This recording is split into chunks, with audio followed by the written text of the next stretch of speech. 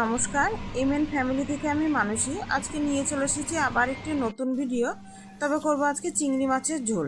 আর চিংড়ি মাছটা আমাদের বাড়িতে বেশ কিছুদিন পর নিয়ে আসলো।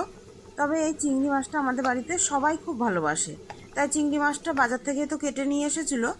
আর চিংড়ি মাছটা এবার আমি ভালো করে ধুয়ে নিয়ে লবণ হলুদ মাখিয়ে নিয়েছি। আর কড়াইয়ে দিয়ে দিলাম তেল। এবার চিংড়ি মাছটাকে বেশ লাল করে ভেজে নেব।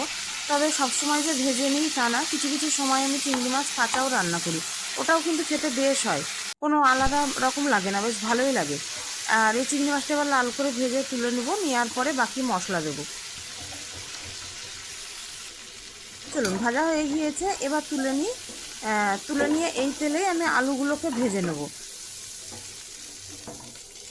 আলুগুলো দিয়ে দিলাম, তবে তেলটা একেবারেই কমে গেছে, কারণ চিংড়ি মাছ ভাজলে না সবসময় দেখি তেলটা টেনে নেয়।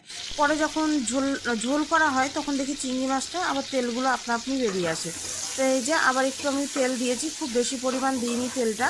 আর দিলাম একটু জিরে ফোড়ন। এবার এটাকে বেশ ভালো করে ভেজে নেব, খুব একটা লাল করব না। এর মধ্যে পেঁয়াজটা দিয়ে দেবো। পেঁয়াজের সাথে সাথে আলুটাও লাল করে ভাজা হয়ে যাবে। আর পেঁয়াজটা ভাজা হতে হতে আমি এর মধ্যে দিয়ে দেবো একবারে লবণ হলুদ।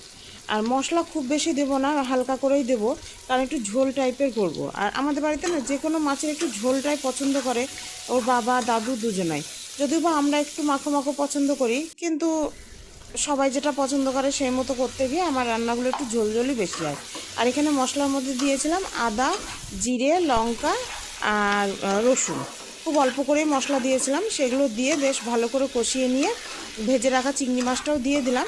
এবার এটা দিয়েও ঢাকা দিয়ে দিয়ে বেশ কিছুক্ষণ কষাবো। তবে চিংড়ি মাছ দিয়ে বেশিক্ষণ কষালে দেখেছি মাছের ভেতরে না ঝোলটাও খুব সুন্দর ঢুকে যায়, যার জন্য আমি চিংড়ি মাছ সবসময় মশলার সাথে কষিয়ে নিই। এবার এই যে বেশ অনেকটাই কষানো হয়ে গিয়েছে, আর তেলটাও ছেড়ে গিয়েছে মশলার গা থেকে। এবার এটাকে নেড়ে চেড়ে এর মধ্যে দিয়ে দেবো জল। জলও একটু বেশি পরিমাণে দেবো, কারণ আলুটাও একটু সেদ্ধ হওয়ার ব্যাপার আছে।